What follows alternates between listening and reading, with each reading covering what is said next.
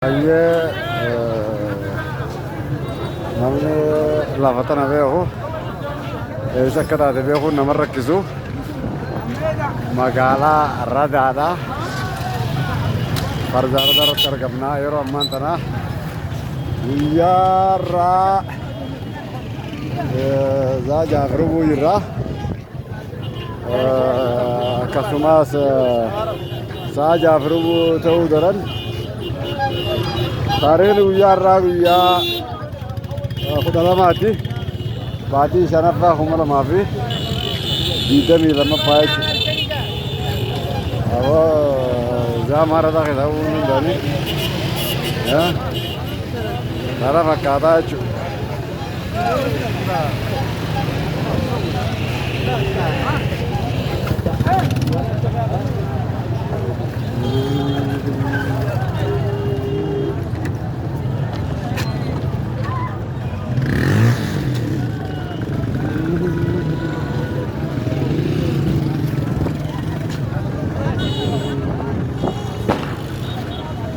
وادي وادي لا لا وادي لا ما اشتي وادي دي سنة يلا أنا أروح سنة توديني بالموتور سنة لو وديتني سنة مشيت معك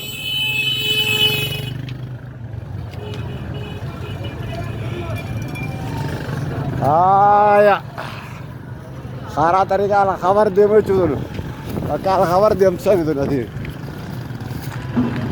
ganda الخبر دي مو ناسين كنا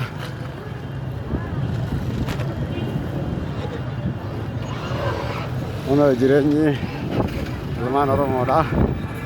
Har'aa jiraatus kanneen fakkaatanii takkanaatii jechuudha laanguma kana fakkaatti.